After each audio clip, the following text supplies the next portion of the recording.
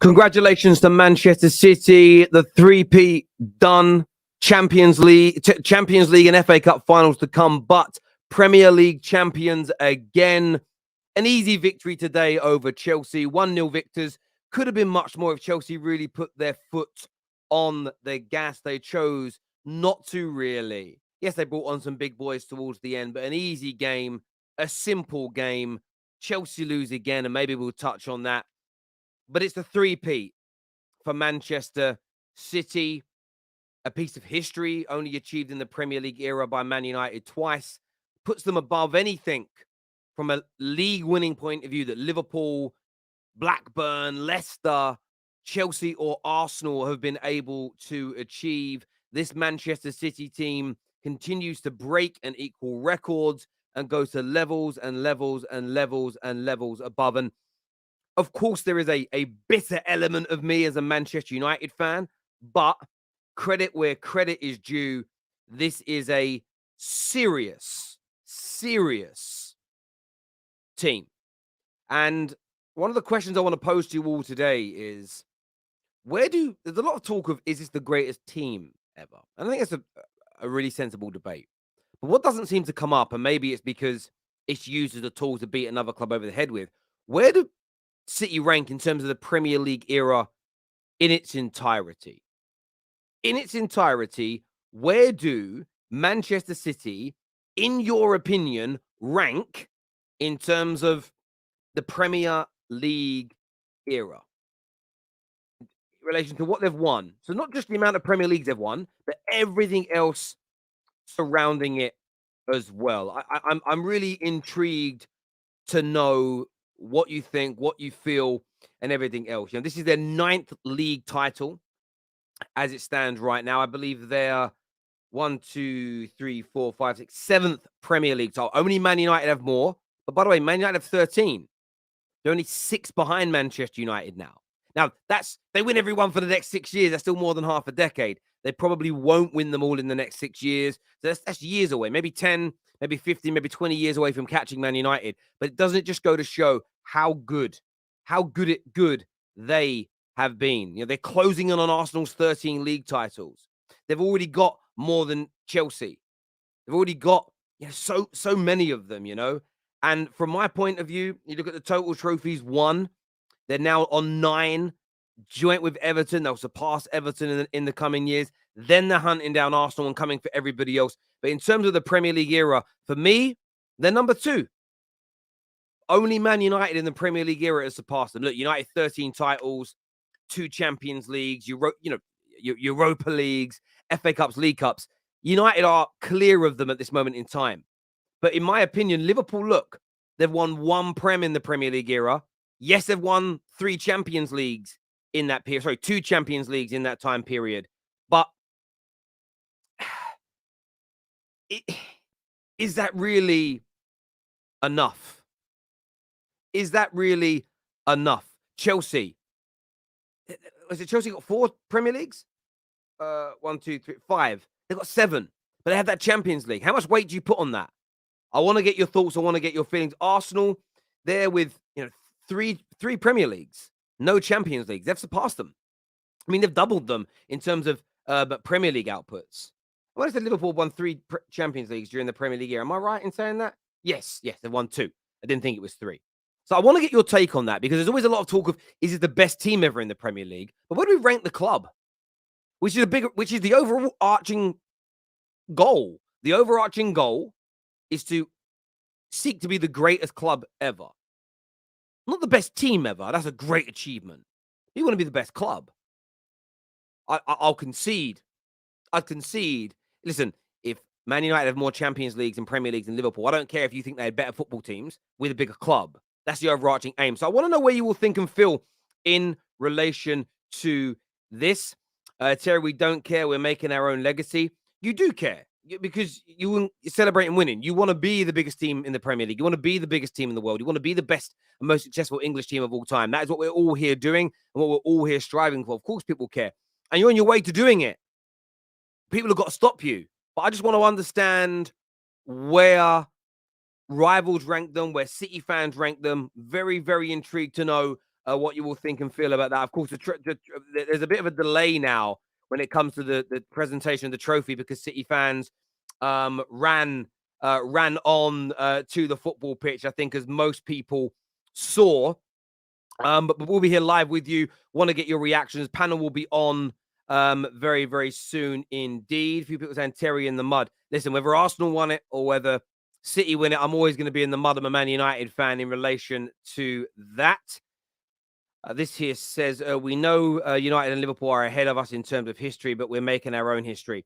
I'm talking Premier League era. And the reason I'm talking Premier League era, I didn't watch enough football before the Premier League.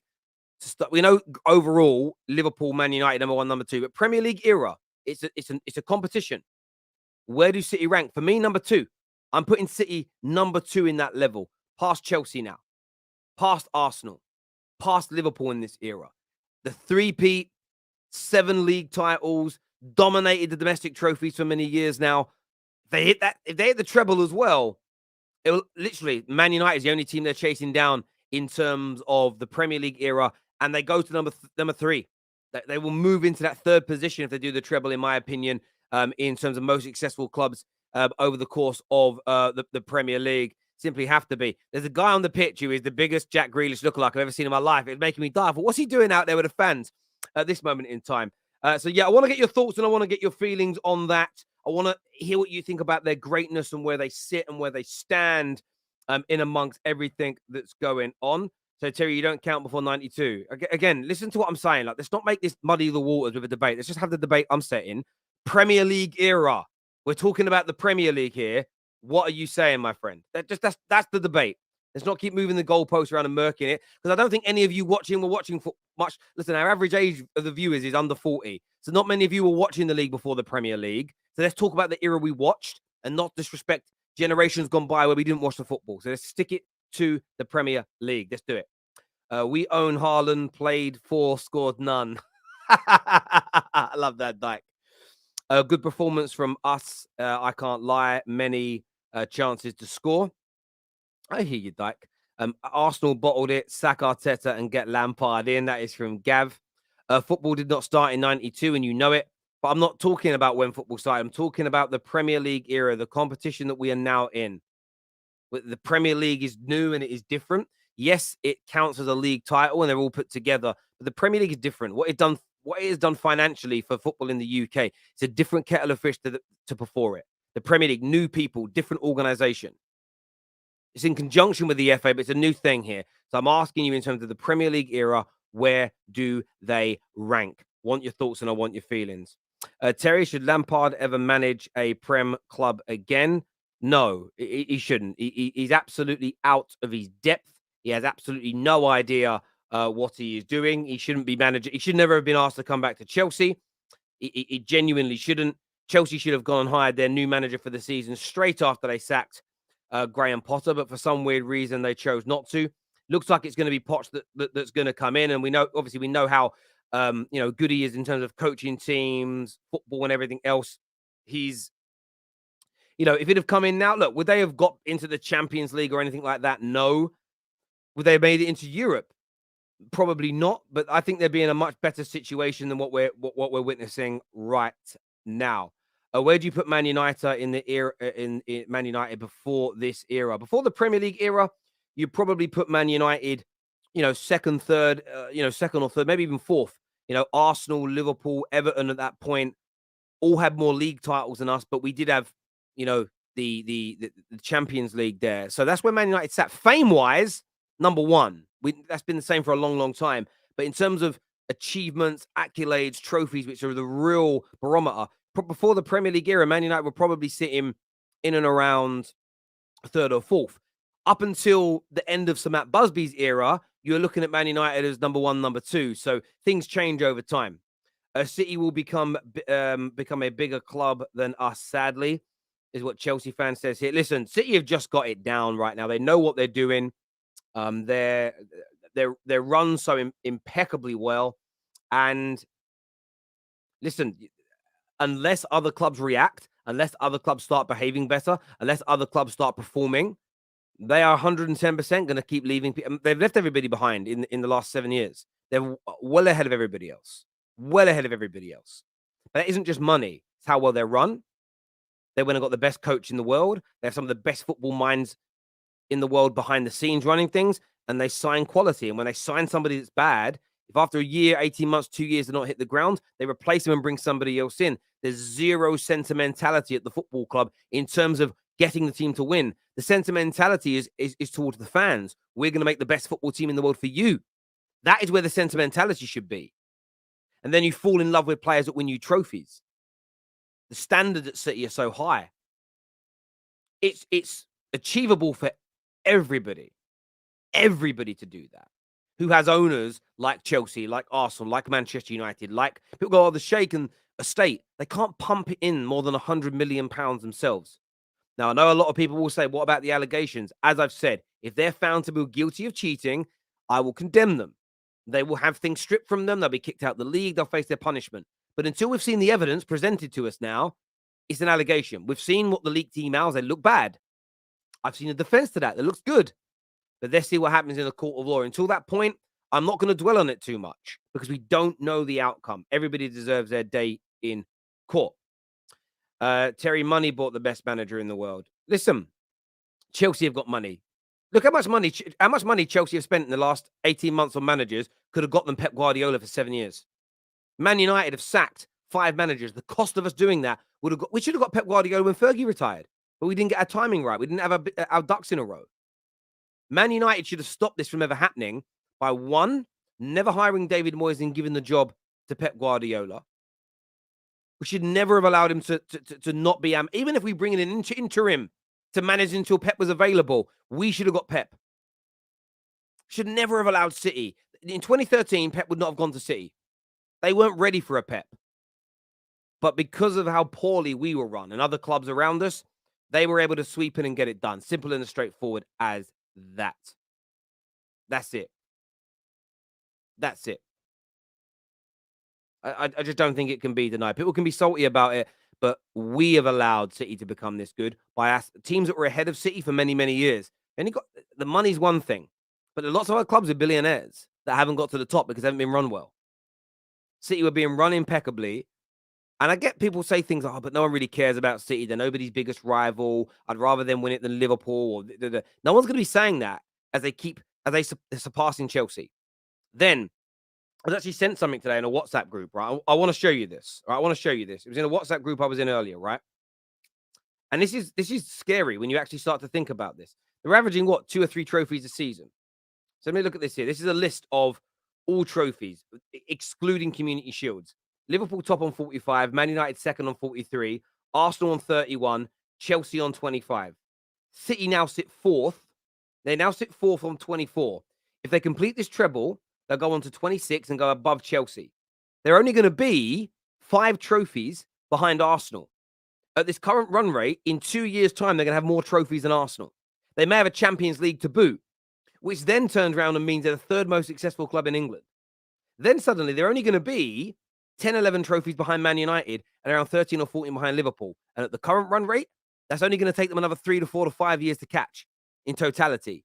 They are coming fast. The only way to respond is to spend more money wisely, hire the best people possible to run your football club, and stop filling fans full of PR nonsense.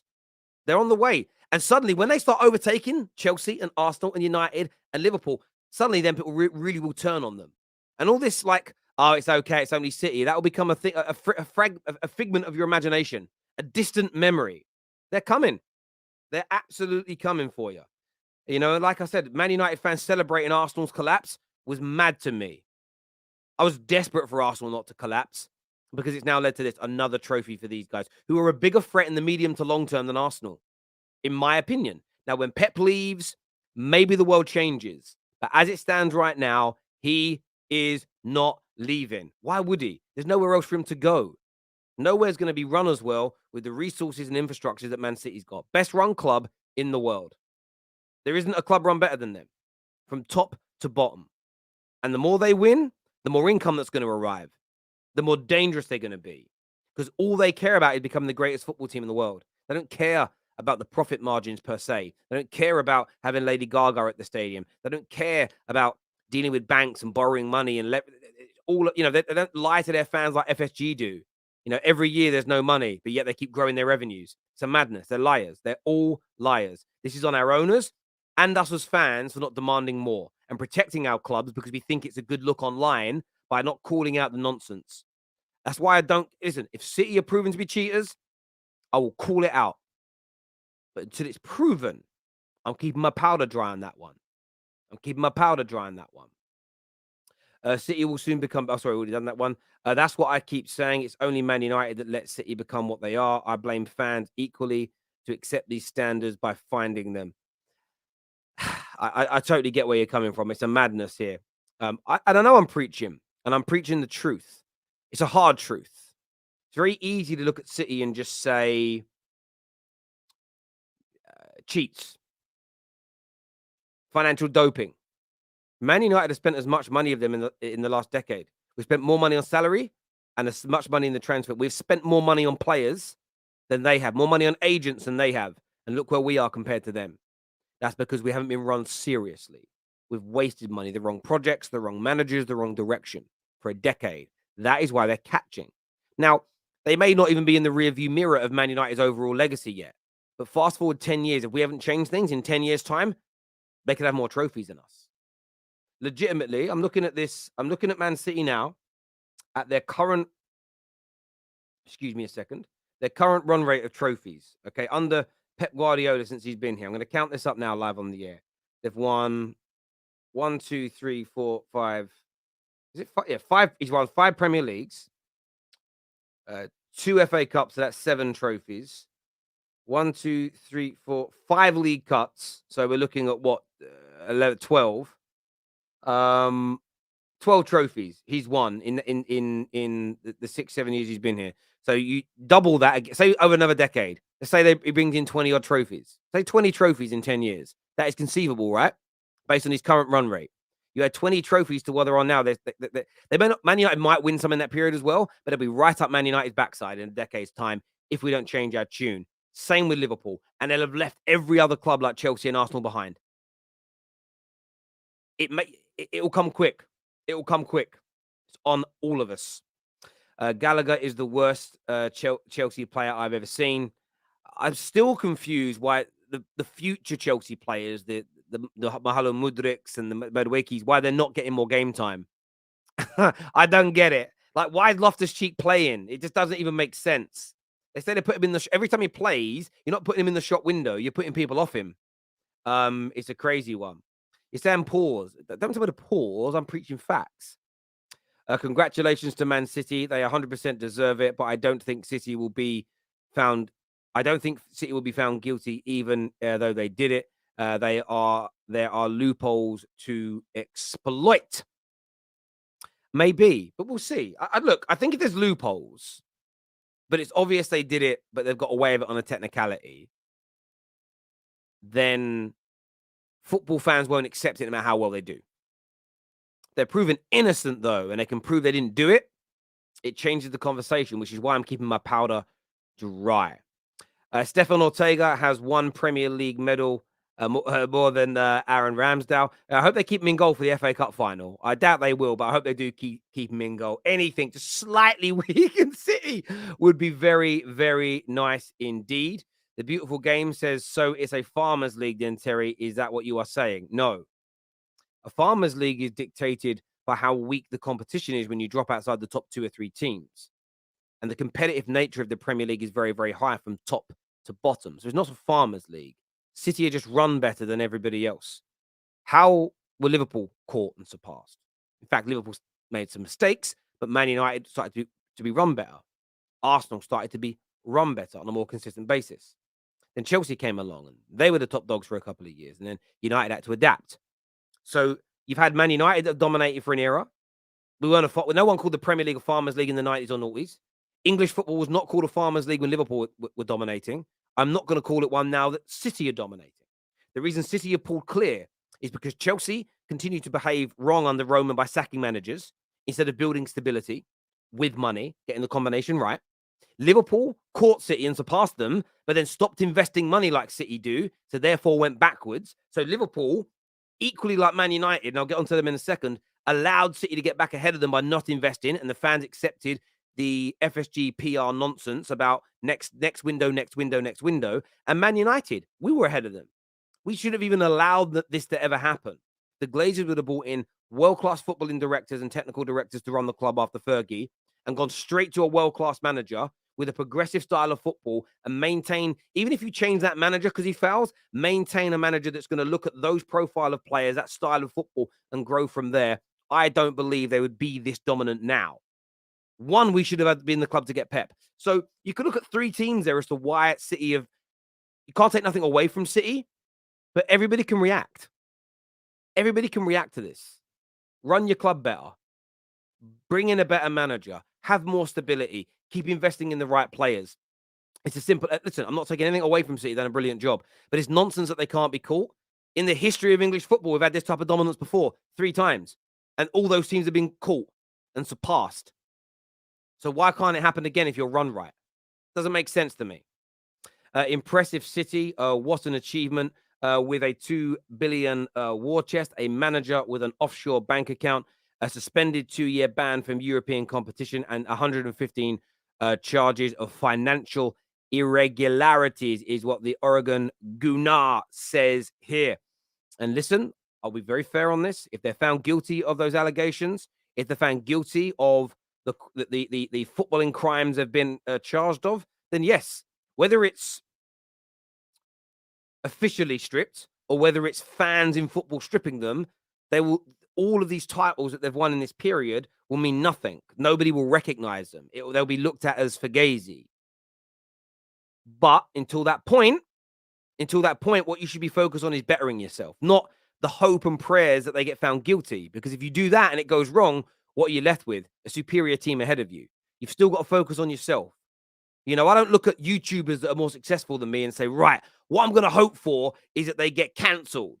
Then I might become better than them. What I'm going to hope for is for them to do something wrong and to lose their channel or to lose a sponsor or for them to fail. And then I'll be better than them. My hope, and I may never get there, is to keep trying to get better and better and better to surpass them on merit. And then if something happens and they're out of the way anyway, so be it. I'm not just waiting for people to foul for me to step into the light. I'm striving and looking at myself. It's a little different because my YouTube channel is based on sort of my talent, and some people are more talented than me. They've got better channels than me, and I accept that. But I still strive hard every day to get better and improve. Some of you will agree with that. Some of you won't. But with a football club, it's different because you can hire people in to get you to another level. And if I had a billionaire backing me, trust me, the terrace would grow a lot quicker than me doing it by myself, right? And all our clubs have billionaires backing us. So run it damn better. Run it damn better is what I say. But thank you for that super chat, my friend. City players on their way out soon to lift their trophy. Good afternoon, Terry, Justin, everyone. I hope you are well. Fantastic weekend. Well done and congratulations to City. Enjoy the celebrations from an Irish Gooner. Yeah, I mean, I'm not going to tell him to celebrate. Yeah. Congratulations, City. I ain't happy for him, though. I'm not going to lie. I am not happy in any way, in any shape, or in any form for him. I'm genuinely gutted to my core.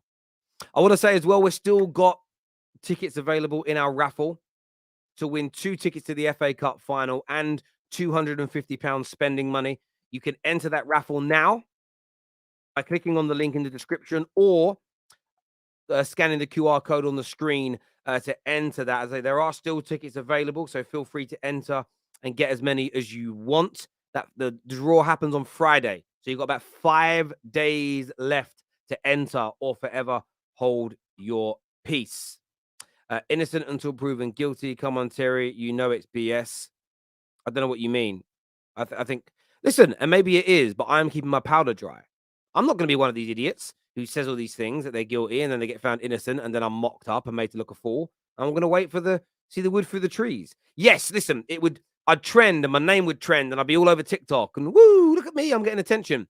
But I'm going to keep my powder dry. I'm going to keep my powder dry. Jake here says, I was expecting a 5-0 hammering, but I'll take the 1-0 loss. Yeah, listen, I think that Chelsea had a few chances today. It felt like a preseason match. It felt like end of season. It didn't feel... I didn't feel like City were really trying too hard. I thought they maybe would have tried a little harder at times, fighting for. But I think the starting lineups for the FA Cup and the Champions League already picked. I don't think anyone could do anything in these games to force their way into that team. So, yeah. Can Chelsea turn this around? They suck bad. They can turn it around. I believe they will turn it around next season. I believe they will improve so much on what they have done this year. I think they can, but they've got to stick to whether Poch can win them a Premier League or not is another question. But they can become a Champions League team again, no doubt. They just need to get the Americans out the dressing room, get football people making decisions. Todd Bowley to keep his mouth shut a little bit more. And I think Chelsea will grow again next season. I'm not convinced right now. Now, if they don't do those things, they don't de-swell the squad, Bowley's too involved, the football people are being overridden decision-wise, then they're in trouble. Then they're in big trouble. But we will see what happens in relation to that. We're going to bring Andrew, Don, and Judge Mo out on the show as the presentation is about to go ahead. Any comments you've got, please feel free to send them in. Make sure like buttons are being hit. Make sure you're subscribing to the Football Terrace as well. It's weird actually seeing the trophy being lifted on not the final day. They used to like make you do it away from home, even if it was, you won it prior. It's very strange. Or maybe they didn't. I mean, Phyllis, I haven't watched a trophy presentation in 10 years because I never stay on to watch anybody else do it. So maybe it's changed. Maybe it's always been that way. It's been a long time. 10 years. I went bald and got hair back again in the last 10 years. It's crazy. So there we go. What's that one say there? Tuchel sacked soon by Bayern, next Spurs manager. Maybe. maybe. Especially if Dortmund win. That'd be the first Bundesliga in 10 years that hasn't been won by Munich. Yeah, that'll be a madness. That'll be a madness if that happens. Chelsea £70 million bid for Vlahovic. Is that bid gone in? Is that an official bid? Or is it a rumor? I've heard it's a rumor. We'll touch on that later in the week. I'll save that content for later. I'm going to store it like a squirrel looks after nuts. That's what you got to do. Do you know what I'm saying? But on a Gary wouldn't be a bad sign for Chelsea. They need a goal scorer. And that's Cockney rhyming slang, by the way, for on a Gary. It means on a Gary Neville, on a level. Do you know what I'm saying, right? That wouldn't be a bad signing. That wouldn't be a bad signing at all for them. Terry, did you get fresh, healthy, good sleep? Yeah, it was all right, Went out for a little drive today with the soft top down. Went and bought an air fryer. Grown up life. Mainly because I'm going on a diet from tomorrow. I'm going to lose all this fat that I put on while I was sick. Going to get back in shape. Plus, in a month, I've got to run in my daughter's sports day in the dad's race. And I can't get beat. So I look at a lot of these middle-aged men outside the school. And I'm like, yeah, I ain't you lot, bruv. I ain't you, man. Especially where I live. I can't get beat by one of these posh people. Do you know what I mean? In a race still. So yeah, I need to sort that out. Yes, and it was a Ninja air fryer I bought. Yes. Yeah, it was a Ninja one. Went out and bought a bit of fish, bit of chicken, vegetables to put in there. And yeah, that's what I'm going to be doing now. Get myself back in shape, back in the gym and all that jazz. Yeah, I'm looking forward to using it. I really am. I'm excited. Players coming out now for the presentation. There's a lot of staff there. Surprised to not see Big Steve out on the pitch. Surprised to not see Big Steve out there. Or Fogden nicking something off a kid. I don't know. Either way. I've heard he didn't really do it. I heard the kid said that it wasn't like it looked. I don't really get involved in that sort of stuff because I don't care. Couldn't care less. Right, panel time, people. Let's do this. Gentlemen, welcome back to the show. I was going to say commiserations for losing, but I'm pretty sure you guys expected to lose to City today. Yep. I didn't watch the game, so yeah. Now, Terry, before we start, I just want to say thank you to Arsenal. Thank you to Arsenal for just helping us out, because if you didn't lose yesterday, Pep would have played a stronger team. So I'm just glad that we didn't get embarrassed, man, because not a single Chelsea fan on this earth expected us to get anything out of that game. So thank you, Arsenal, for that favour. We needed that. We needed that. I hear you on that. And as I say, there's no point really reviewing the game because it was an uncompetitive, dead rubber of a match. I think everybody would kind of agree. Unless there's an element of the game that you guys want to discuss or yourself, Mo. But the question I was asking earlier on in the show is a lot of people are talking about, is this the greatest Premier League team of all time? Isolating it to sort of 4 or 5 year periods. And I think that's been done to death. And I think we addressed that at the end of the season if the treble's been done. But the question I was asking is this: where do they rank in terms of Premier League legacy overall?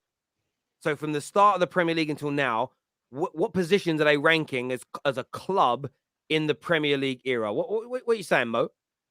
Okay, so number one, there is no, I don't think there's a debate here. If you talk Premier League 92, they are second by far, right? Like, if you talk Premier League only, I just took it yesterday to a different level. I said if they win the Champions League, they surpass Arsenal in terms of like who is the more successful club in all history. Having the history of 10 years doesn't mean you don't have history. You just can create a lot of history in a shorter time, which is what they did. They are creating tons of history. In 50 years, nobody's going to remember if it was done in 10 years or it was done in 30 years. People are going to remember the amount of trophies you win, right? This is how you create a legacy. It's like Man United, you in 20 years, you created a lot of your history in that 20 years. So we don't count it for Man City because they created it in only 15. That's my argument. If they win a Champions League, and because they reached 2 semifinals and already reached 2 finals of the Champions League, if they win it, they surpassed Arsenal, because your achievements are not only in the Premier League in terms of like 13 versus 9 now, if I'm doing the math correctly. Arsenal won 13 overall, City won 9.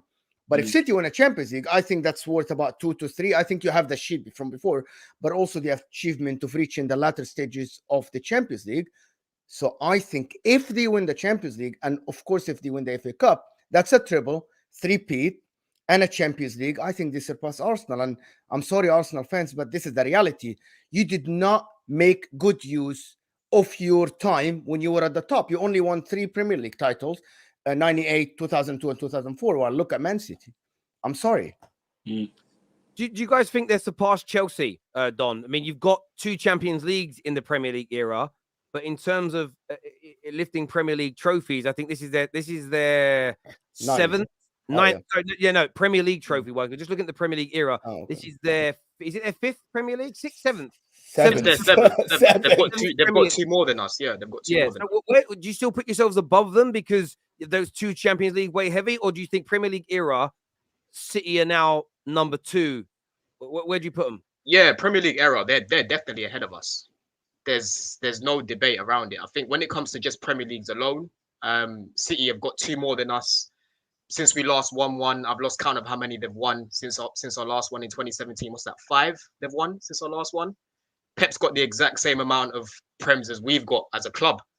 That just says it all, Terry. So for me, yeah, there's no debate in that. They've definitely gone past us now when it comes to the. But you won 4 European trophy representing England. So in the Premier League era, you won 4 European trophies. But Terry specifically spoke about Premier League trophies. Or are we speaking about the whole era? No. So for me, yeah, let me just react. So I'm talking Premier League era. So all the trophies you've won in the Premier League era, because I don't like discounting that, because you play all the tournaments at the same time. So okay, yeah, I get it. I would say for us, not yet. I would say I think they still need that Champions League, and then I'll probably say they've gone ahead of us. But for now, they still need to win something in Europe. I think they're going to win the treble. I've said it multiple times when I've come on these streams. But for me, they still need to win something in Europe. I know we've got 2 Champions Leagues, but they've still got 2 more Premier Leagues than us. So that Champions League will definitely hold a lot of weight. I think that will definitely define it. To be fair, so yeah, I'd probably say they need that Champions League. Then they would probably go ahead of us in the Premier League era. So I see a couple of comments saying that City won only 6 cups. So City won 14 cups to Arsenal 16 all over the history. And I think, look at this. I'm discounting the Charity Shield, to be honest. Yeah, no one counts. I'm discounting. But people want to talk about the Carabao Cup. Doesn't weigh anything. Man United at the end faced Newcastle, right? Okay, so do you have a better team to face than Newcastle? No, it's only Man City. It's Newcastle and then Man City. So I'm counting the Carabao Cup, especially in the new era, because to win the Carabao Cup, Liverpool last year, they had to go to penalties against Chelsea. So it's a tough competition at the end. Yes, it's 4 games, but I'm sorry, it's a competition. It's a cup. 4 years in. Pep, why is it not good enough for Arsenal fans, but good enough for Pep to win it 4 years in a row? Pep won it 4 years in a row.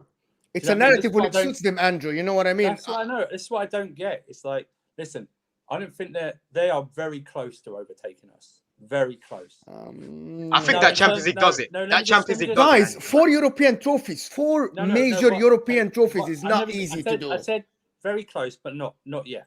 They would need to probably win another Champions League, and then it's an argument. In my books, a Champions League weighs 3 league titles. This is in my book, Okay. in my opinion. And that counts for Man United, for also you do a three-peat that counts for more than just 3 league titles. Yeah. Invincibles count more. I think Terry has this sheet that he did. People keep talking about it, but this is in my book. So I think Man City are creating history now. And coming from me, people think I hate on Arsenal. I actually wanted Arsenal to win the league because as a neutral, I really don't want domination. I don't want monopoly. I want to see different clubs winning different trophies, at least to get it exciting, because now we're watching Man City dominate games, dominate the league. Yeah. It's not good for anybody other than Man City support. If you're a Chelsea fan, if you're a Spurs fan, and you're cheering for Man City to win the league, you're really putting yourself in a terrible position because they're only going to get stronger and you're not going to have a chance to win it. If Arsenal won it this year, you might have a chance next year. Man City are only going to get stronger. If it wasn't Arsenal, it would just be because of the fans, Andrew. Just because of the fans. It's the fans, really. It's the fans. No, but that doesn't make any sense. No. It's just, listen, it's very petty, but that's what football fans are. We're petty to the core. But you want to win it next year. If Arsenal win the league this year, that gives a chance for everybody. Yeah, but Andrew, the reason why I'm saying that Man City will go ahead of us when it comes to the Premier League era if they get a Champions League, right, is because of the style that they've actually sort of won these Premier Leagues, and they've done a three-peat. They're going to do a treble as well. You got to take that into account. They've already. Mo. I don't want them to, but they're going to do it. This is the thing. I said this to Daps on the top 6 a few weeks ago. He was trying to be humble about it. I said Arsenal are going to be that up and down from here on. I said it. I said City are going to go in and win the treble. I've been saying this. So I'm not in denial about what's happening right now, and I'm not in denial about the fact that they've won a three-peat, which we've never done. Andrew, by the way, as a club. They're about to do a treble, which we've never done. There's only one other club that's done that. The only thing that they don't have ahead of us is a European trophy. Okay. So as much as we've got more than them, even if they win the one, right? If we're talking about Premier League era, they're definitely going to go ahead of us if they get that Champions League. Can I ask a question to everybody here, even including Terry as well? Today, Man City played players that struggled to get into this team, and they looked absolutely magnificent. Yeah. And that's why they are levels ahead of everybody else. Yeah, but Mo, it doesn't matter who plays. I would take today with a pinch of salt. I promise you, Don, if this was a game that mattered, they would have played the same style with these players. This is the scary. This is the system, guys. It's scary for everybody. These are players that struggle to get minutes. And they played like, it's all right. We can do the system. We can do everything that Pep asks us to do. A lot of teams can't do that. A lot of teams don't have that privilege. I don't know if you think this is what's scary for me. I think if Haaland leaves in a couple of years and you give Pep 2 more years to work with Alvarez, that guy is going to be sensational. He's going to be the next one to step up. That's the scary thought right there. That they can just bring on Alvarez and stuff like that. That's what I mean. They've got that system fits every place. That's why Pep Guardiola for me is the best manager of all time in my eyes. Yeah, I've seen him play Fabian Delph at left back for an entire season. I hear that. I wanted to say, guys, really quickly. I've been doing the adding up while we've been talking. So I asked a question earlier. Maybe my mind's changing about City being in number 2, but this is what's interesting. So Man United won the most trophies in the Premier League era, 30. Yeah, Chelsea are the second most successful team in the Premier League era. I'm including all trophies, barring the Community Shield, and I'm including Super Cups and FIFA World Club Cups. Yeah, that wasn't included on the original list. So the reason I include them is because you only get the chance to win the Super Cup and the World Club Cup if you've won the Champions League. So they're there, right? So Chelsea have won 24 trophies in the Premier League era. Third place is Liverpool on 16 trophies in the Premier League era. Then City on 15. So they've only got 15. A lot of that's been in this little short period of time. So maybe we're putting a little bit of recency bias in there. But Arsenal, out of the Spurs, forget Spurs, out of the top 5 most decorated clubs at the time, Arsenal are third, bottom of that pile on 14. However, when you break down the Premier League trophies, United on 13, City on 7, Arsenal, Chelsea 5, Arsenal 3, Liverpool 1. And then when you look at the kind of Champions League side of things, no Champions League for City, 2 for you, 2 for Man United, obviously 2 for Liverpool, none for them. So like when you weigh up the volume, like I think having those 7 Premier Leagues is very heavy as an example, but then having Liverpool and Chelsea having 2 Champions Leagues in that time as well, plus Europa Leagues, UEFA Cups is massive. But City is certainly closing in on it. And for me, they're second or third, and I'm undecided on which, because 7, I think the 3-peat is a thing. If they hit the treble on a 3-peat year, that propels second or third, 110% for me, with Chelsea in and around that marking. But I think maybe we're letting a bit of recency bias come in by thinking Chelsea have fallen off, and the last 5-6 years have been so good for City. We're almost not thinking about trophies won prior, because even before you guys had Roman, you were still picking up FA Cups and we were creating those 3. You know that we were creating 2003. City are coming at a ferocious pace. They really are, in terms of what they've won and what they're gonna go on to achieve. Staffy's here with us. What you saying, bro? It's sad, Terry. It's sad. I tried to see if I care or not if I see City win the league. Obviously, like, you've been very vocal about how you feel about it, saying that, all the people that wanted Arsenal to lose just to banter them, they were crazy. And I get you, but like, just watching it there, it wasn't fun at all, bro. It wasn't fun. It's like watching your ex with another man, and you're saying, yeah, you don't care until you actually see it, and you realize you really do care, bro. And it's like, it's so annoying because like there's such a fantastic club. Like, you can't even hate on it, on a rival standpoint. Yeah, you could be jealous, but you can't hate on the work they've been doing. And it just makes me think, like, when are we going to get rid of the Glazers? Because I want to go back to that. I want to compete with that. It's annoying seeing how good a club is being ran when your club's being ran to the ground like us, especially with the news coming out today that the Glazers might delay the sell process. So it makes it even worse on like, it could have been on a worse day, Winter Surfer, you're laughing, but it's true. It like could have been on a worse day, bro, but it's just annoying, man. It's really annoying. They deserve it, but it's annoying to see. And it's like, this is why I really want us to win that FA Cup, because in the grand scheme of things, that's the only thing that we could do this season that might just make this season even worse for them, I mean, not even worse, any worse for them, because their season is amazing. Even a league and Champions League double is still amazing. But just like, I wanted to protect that treble so much, because that's literally the only thing that we have in our hands right now. That's the thing. I think when you look at City, the thing is that they don't, the problem is they don't offend you. I don't want to go back to the fan spirit and stuff like that, but it's like, they don't really like. They're not boisterous and stuff like that. Unless you know a City fan, do you know what I mean? They're not like, and even then they try and do this annoying humble crap, which I find annoying actually right now, when they're like the best team in the world. Oh no, we're not that favourites. You are like Hamza, yeah. You go into, but I think what they've done and what everyone should look towards is how they run their club. They looked at probably us and took the best of what we've done and made sure not to repeat the worst that we've done. And they set up that club a year before Pep joined. They bought the players that they wanted. They put the infrastructure that he had at Barcelona. And they, that first year, it didn't go well. You know what they did? They didn't go, do you know what? We're not going to wait. We're not going to wait and see if it happens what happens. Pep doesn't want the goalkeeper. He's gone. He wants fullbacks. You bring him in. It's just like that. That's what you're supposed to do. That's why, like, I love Roman Abramovich. He's the greatest man in my club's history. But we should have done a 3-peat. In his early years, we should have done that. We should have won more titles and maybe one more European Cup. We should have won more, and that's with everything that he's done. He's done great for our club, but we should be seeing. We should have already. Do you know what, Terry? We should have already overtaken Arsenal in trophies. We should have already overtaken them. Yep. We should have. Winter Surfer. Be a conversation.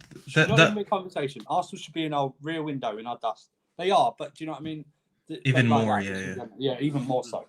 110%. That's kind of why I'm someone that, when it comes to the City hate, and I get why it exists, I'm a little bit more self-reflective than a lot of people, and a lot of individuals out there want, some people turn around and say, well, whenever we blame the Glazers as fans, you always get, but they spent money, and that's because you're not listening. You're not listening to what the real problems at Man United are. Every time I hear the Simon Jordans of this world say, well, they spend money, so what are you all moaning about?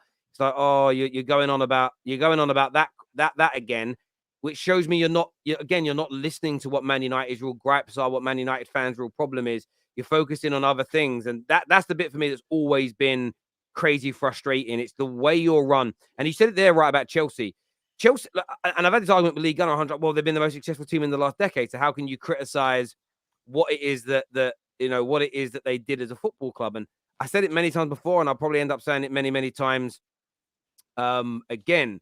It's not about criticizing Chelsea per se. They just didn't adapt. The way they were operating under Roman worked for a period of time. But then what you never got down was a consistent approach as a football club, a consistent way of wanting to play football, a style of manager that you need, a style of player. And I said it for years, if you keep chopping and changing the way you are, you will eventually fall behind. You'll eventually fall behind like your contemporaries. And I remember that being kind of shut down as an opinion as that's stupid. And you have done. And it's just because times change and things evolve and you didn't go with it. And just spending money isn't enough. And that's the same for all clubs out there. Man United are in exactly the same boat.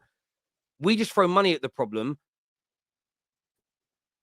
but they the world's most beautiful and expensive furniture into a house with no roof. So as soon as it rains or snows, it's ruined. And that's what happens to us all the time. And whether City have cheated or not, and I know people go on them, if they've cheated, they'll get found out. Genuinely, if they've cheated, they'll get found out.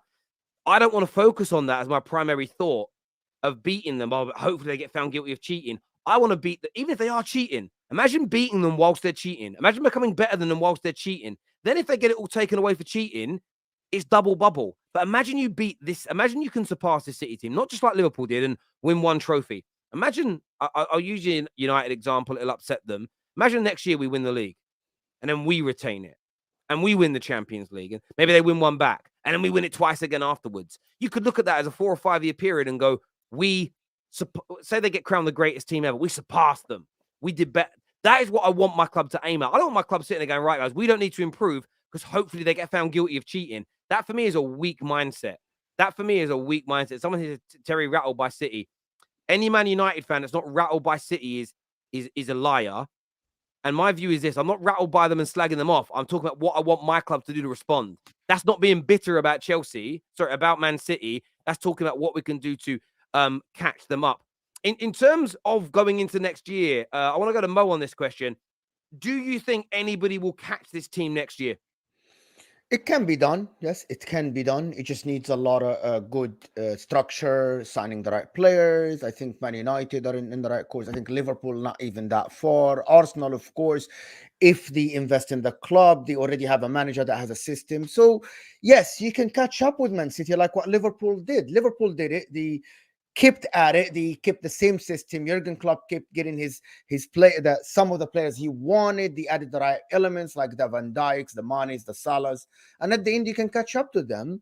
And it's just a new world. So I think yes, the closer one at the moment probably, if they get the right signings, are Arsenal just based on points, and Man United can be there if the sale is happening. So yeah, the answer is yes.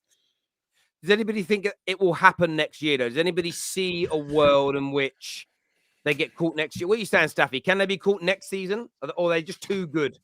I'm surprised you with my answer because a lot of people think that I never take my Man United hat off when I come here and talk. But I actually think the closest team to catch them next year is Liverpool. And that's going to be a very shocking take from me because everyone knows how passionate I am about my team. But to be very realistic, I see us improving, but not at the rate a lot of people think. A lot of people think we will compete next year. I'm going to do what you do, Terry. I'm going to keep my powder dry and I'm not going to speak much about it. I hope I'm wrong, but I don't see us improving in a way that everyone still thinks we will improve. I feel like we still have a lot of changes to make. When we talk about adding like 5 players into the starting 11, you can't also in the same sentence expect me to have these players come in and make us a challenging team right away. These players also need time to adapt. So I take us out of that equation. I don't see Arsenal improving. That's one very unpopular opinion that no one wants to accept from me because they're going to keep Arteta, and I don't think he's going to take him any further. The one team that I really think could catch up because they showed me a bit of sign of life at the end of the season is Liverpool because they finally chopped off some players that they should have been getting rid of for a while now. They added some decent players this season. Yes, they haven't done much this season, but that's their first year out of the way now, and they already had a little bit more adaptation going into next year with a little bit more additions. It depends on if they make the right signings. I'm not a Liverpool expert, but thinking that they would, I think they might rival City again next year. So I think City are the most fascinating team in the summer already, because I think they have to spend money as well this summer. I think they have to spend money as well, some replacements. And it'll be fascinating how Pep, if they win the treble, it's fascinating how Pep adapts again to get these guys motivated to win another league. Because the four-peat's never been done. That might be the motivation. The four-peat's never been done in Premier League history. But it'll be fascinating to see how he can get them going again and add in additions. Because I think Laporte's going to leave. They're probably going to have to do something with maybe the fullbacks, possibly, or maybe bump up Rico Lewis, maybe another midfielder. But it'll be fascinating. They're the most fascinating team for me because what Pep's going to do next season. Because have you seen the links? The links today, and I wanted to ask Don this question. They're linked today with a swap deal, Cancelo for Kimmich. If you add Kimmich to this team, Fabrizio's already come out and said and dead with all those rumors about Kimmich. What's he said? He's basically said that he's untouchable. I saw it not so long ago. Yeah, but I'm not someone that I don't hate Fabrizio. I think he's brilliant. But he said for 3 months solid 2 years ago that Lukaku's untouchable at Inter. Like, I'm not saying he's wrong, but there's been a number of deals in the last couple of years, if you look at it, where he says no chance, the club's playing it down, nothing's happening, and then it goes on to happen. Did you get where I'm coming from? Like, yeah, no, I get that. Yeah, there's a lot of very credible German journalists are like, there's problems there, it could happen. But I look at that as a deal where I sort of think to myself, if that's the kind of deal they bring in somebody of that level, I just don't see. You say he's untouchable, don't you? I think he's only got 2 years left. I don't think he wants to sign a new deal. So yeah, but doesn't he play? He plays in midfield though. They wouldn't. Forget that. So basically, Kimmich is gonna be the replacement for John Stones in that midfield. That is basically what I was just gonna say. He is the perfect addition next to Rodri in the midfield, because he is absolutely started as a right back and then he went to midfield. I think if they bring this deal, they're unstoppable, because John Stones now will go back to the back three. But again, we're not going to sit here and say he's untouchable. Nobody's untouchable in world football at the moment. With the right negotiations and the right price, money talks. You can lure him, of course. And Kimmich wants to win trophies. And if he goes, and he was coached under Pep, you remember? I was just going to say that, Mo. Yep. So he has and he is publicly said that he has a good relation with Pep Guardiola. So I don't see that as an impossible deal. And if that happens, as Terry said, God help us all. Yeah, no. If that happens, that's gonna be a different level, man. Because we're talking about a captain as well. Do you know what I mean? This is Bayern Munich's captain. I hear that, and listen, I'm not putting down what Fabrizio said. He knows, he's regarded as the best transfer guru. I just don't take anything any journalist said as it's going to happen. I'll repeat and put out what they say, and I'll say, oh, this is what they've said. I trust this guy. I don't, but it's one of those deals where there's too many other credible people saying there's a problem with the player at the club. Yeah. For me, just to go, nah, he's definitely not moving at this moment in time, but we will see. But I wouldn't get even fixated on Kimmich in itself.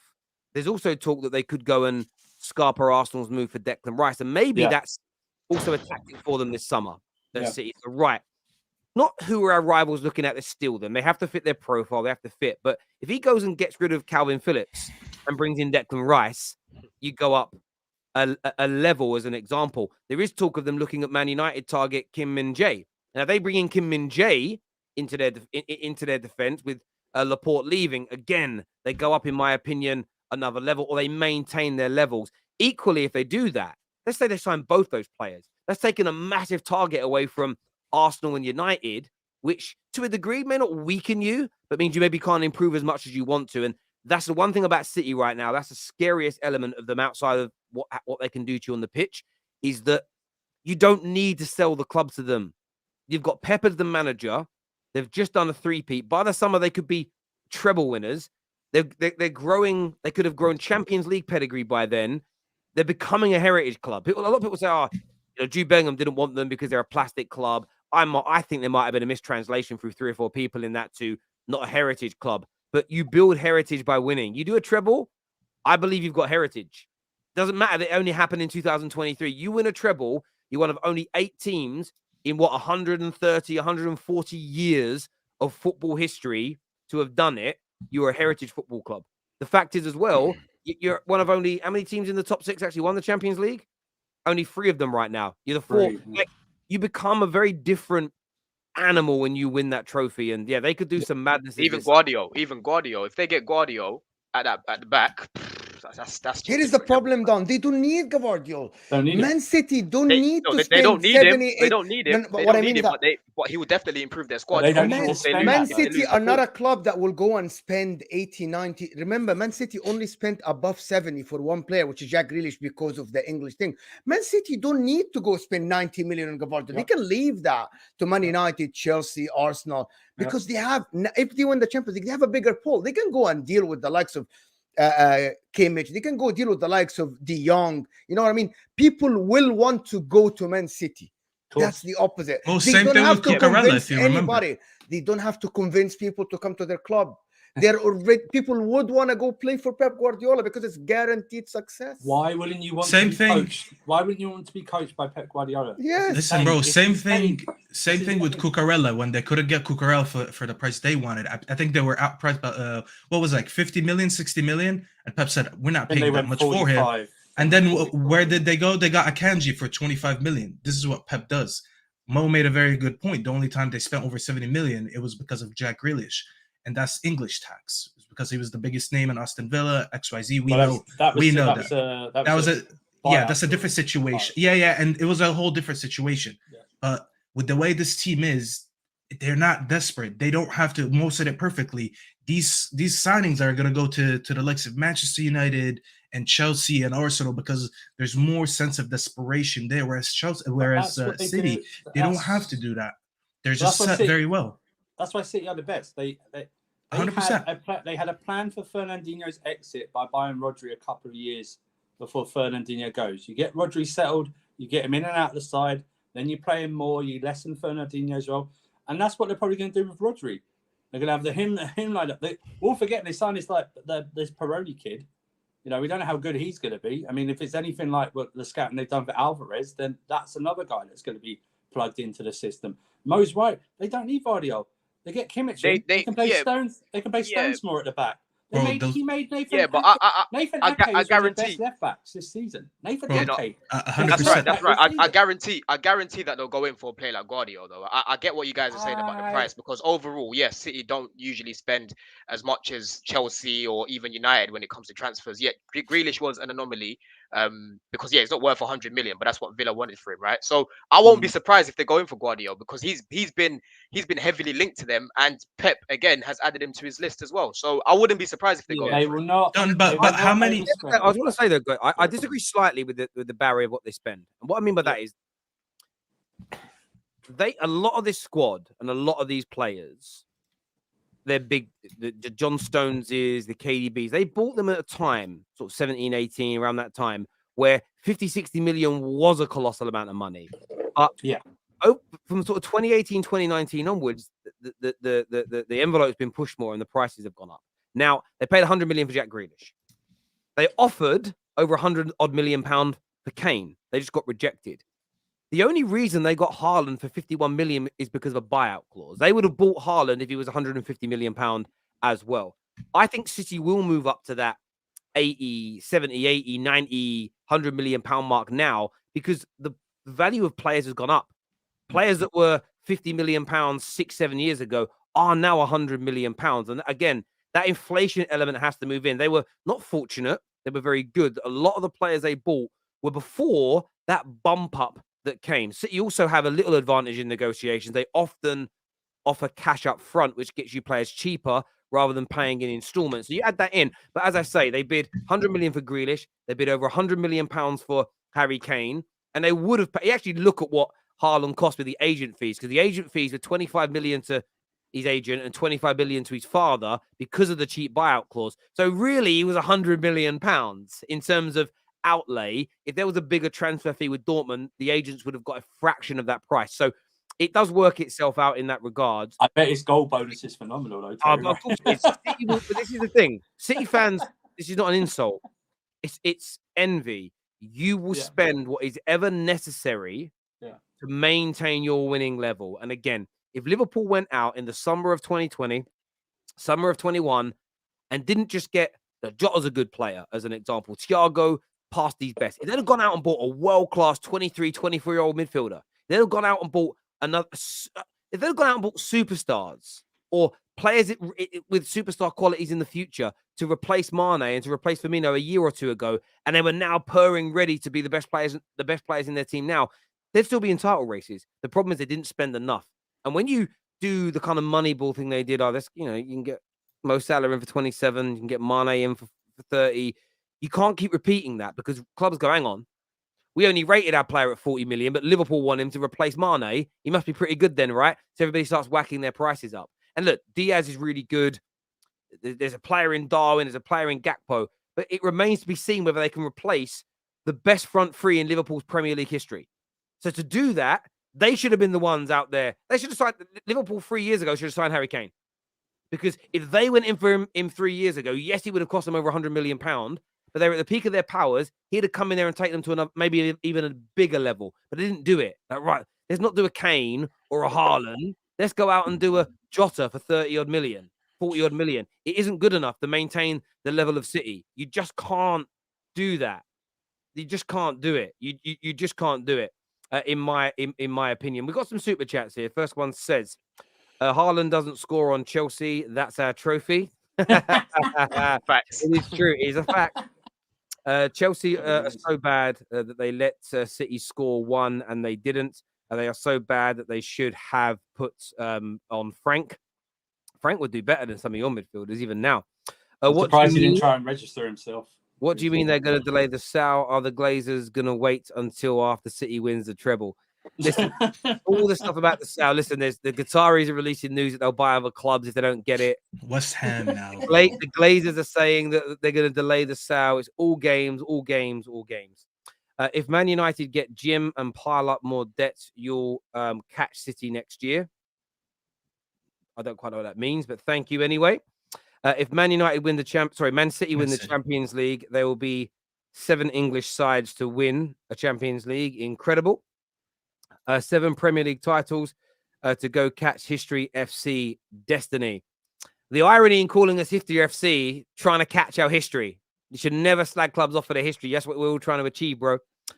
Man City will eclipse Chelsea as a bigger club, is what AJ believes. Now that I disagree with.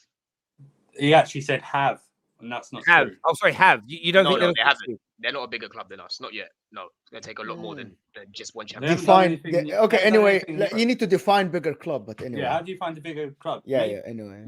We've got trophies we can put on the table that they can't. They haven't done anything in Europe. You can't be a bigger club unless you do something in Europe. So do something in Europe first. Yeah, I hear that. Debbie here says, if Bayern, Borussia Dortmund, win this, will Munich sack Tuchel? No, they said not. No, but they got home against Mainz on the last day of the season. Dortmund, do not bottle this. Do not bottle it. They actually said that that decision, because they were mentioning like, oh, did you guys make a wrong decision sacking Nagelsmann? And they said no. We've been thinking about it for a while, and we believe that Tuchel will be good next year when we give him preseason. And that came out from the Bayern organization themselves. So he's not getting sacked anytime soon. There we go. We can use that argument against Sir Alex Ferguson. He was fraud that bought 8 players at 130 million adjusted to inflation. Fergie never had VAR or FFP. He didn't, but Man United weren't making losses. Even if you retrospectively use FFP, we weren't making losses, and we didn't have VAR. So we could have. Listen, but people always go back to that season where Spurs scored that goal that went over the line. We weren't even in the title race, so it wouldn't have impacted anything. Yeah. If you bring VAR in, Man United go on to win the Champions League in 2000. We would have beaten Porto. Thank you for saying that, Terry. We would have knocked out Porto. We also, by the way, would have done a 4-peat because Drogba's offside goal wouldn't have counted. And we would have won the Premier League that year. So we can all make that. Man United would have done a 4-peat. We'd have one more Premier League. And there's no season you can go to where one decision changed everything against. Look at Rodri's handball last season. Yeah, so there's there was VAR for that. So you can use that argument in multiple directions if you really want to. But people always forget about the things. And I always remember hearing a great debate on TalkSport. Someone said that Fergie time helped Man United. So they did the maths in Premier League era. Man United only had the 4th highest amount of time added on in all games. Plus, in the debate, someone said something. I can't remember the pundit's name, and it was the best comeback I ever heard. He said, "Where in the rules does it state that in injury time only Man United can score?" And I laughed, and I thought that's so true. If you're winning, go and get another goal. If you're drawing, go and win the game yourself. So yeah, there was none of that there. It is what it is. But yeah, I mean, I don't. By the way, that's also why I don't call Pep a fraud, because he spent money. Because Man United have spent a lot of money in our history, but we've earned it. We've got the money because we've earned it. And someone said to me the other day, well, Pep couldn't do it at a smaller club like Brentford, but he doesn't need to go to Brentford. He's earned the right to be at the best club in England right now. And they are the best club in England right now. Why would he not go there? You know, if you're the best lawyer in the world, you're going to go and take a job working in some high street law firm that's got no money? Or are you going to take the job in one of the best law firms in the world if you're the best lawyer around? Like, you wouldn't do that to yourself, you know? It's Well, why would you want to make Brentford bigger as well? We've got enough big clubs already. Leave Brentford alone. Terry, even back then, Arsene Wenger came out and said at the time when he was still coaching, and it was him and Fergie, he said he never had an issue selling players to Manchester United because he was like, it was the only club to him that really earned the money that they have. It was him kind of taking a dig at all that money that was being invested at the time from Chelsea and the Middle East into Man City and stuff. So this whole notion that like we spent money, I don't see what was wrong with it, especially that we were generating the most money in the country. So might as well spend it. Why can't you do that? You know. So it's a very weak Arsene Wenger argument. has always been salty anyway. People Besides that, yeah. People don't understand, right? So they talk about innovation.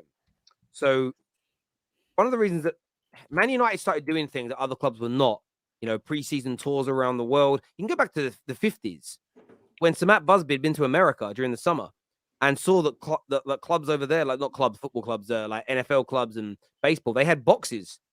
Didn't exist in England. And he came back and was like, we should build boxes into our stadium and charge more money to like people that want to be pampered. And then we generate more of an income and therefore we can spend it.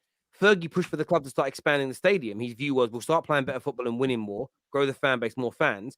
Man United grew the stadium very, very quickly in the early 90s. And we were on average, the next closest club to us in terms of attendances was Liverpool. But we were becoming £1.1 million, 2.7 million pounds per month richer than Liverpool during that period because we extended our stadium.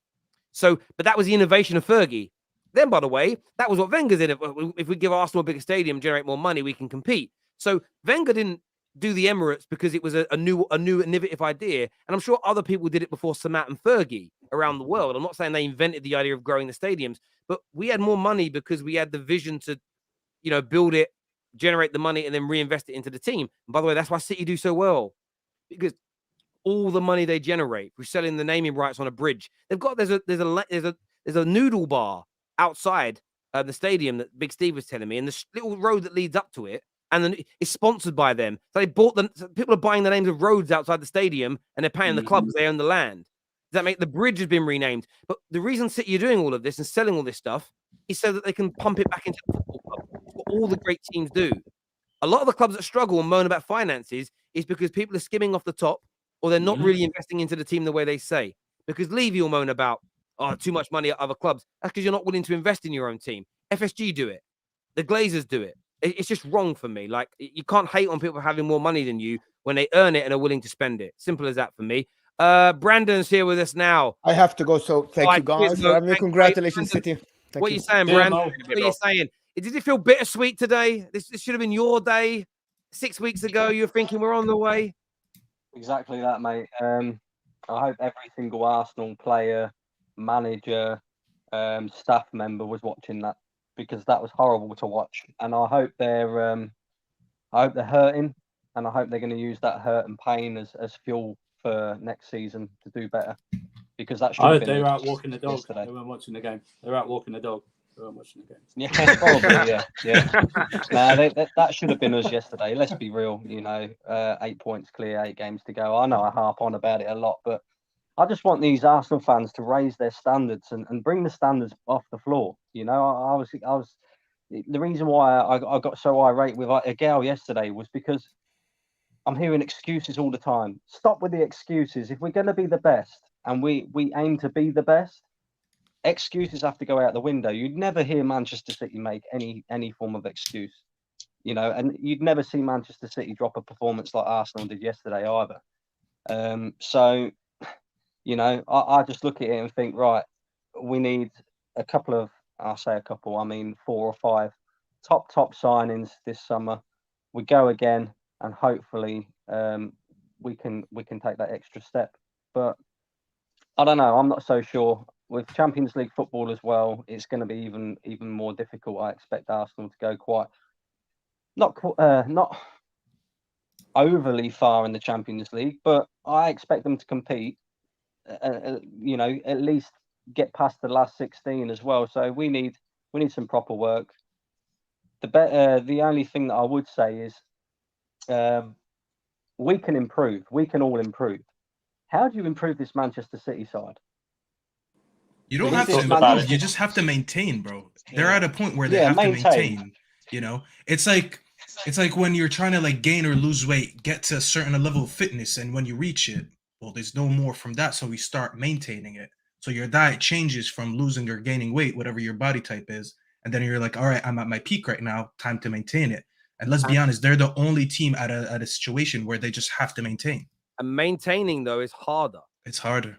And this is why Fergie was very good, because he maintained. And that's why I remember listening to Pep years ago speak about, I think it was when Fergie was retiring, and Pep turned around and said, I don't know how he stayed in one place and maintained that level of excellence for 25 years, because a lot of people need that change, that break, that I take a year off, go to another club, another country, start again. It feels fresh. Doing it in one place is hard. And that's what's so impressive about Pep. And whether it's the money, and I don't care about any of that stuff. This guy for 7 years, he went there year 1, raised the levels, they didn't quite hit it. Year 2, one of the greatest seasons of a team that you'll see, and they've maintained those levels. And even when they've dropped, they've still dropped to a level which is more than good enough for top 4. And they've never fallen from a point where they're not straight back into a race again the next year. So even if next season Liverpool, or United, or Arsenal pips them to the title, you know the following season they're going again. Until Pep leaves, they are not going to drop off significantly in any way. And that's I think the greatest compliment you can pay him is his ability to maintain these standards year in, year out, to keep those players hungry and motivated. It shows how good a man manager he is, how good his tactics are, and because he was doubted a little bit, Pep. And 3 years, 4 years, has to leave, burns his players out. He's debunked that myth, because he's now about to go into his 8th season, if I'm not mistaken, which is more than double what he did at was he 4 years at Barcelona? 4 years up. 4 years. No, up. 3 at Bayern. And 3 at Bayern. So he's about to go into a period that's double that of Barcelona. Debunks that myth that he can only do 3 to 4 years. He becomes one of the longest serving and most successful managers to boot. If you put those two things together in Premier League history, only Fergie was at a club longer and more successful, if that makes sense. And he's just breaking down all the nonsense that people came out. The only thing that's leveled against Pep, which I think is crazy still, is the checkbook manager comments. But as I said before, he's earned the right to be at the best run clubs and the richest clubs in the world. Why is he going to take a job at a broke club that can't buy him the very best available?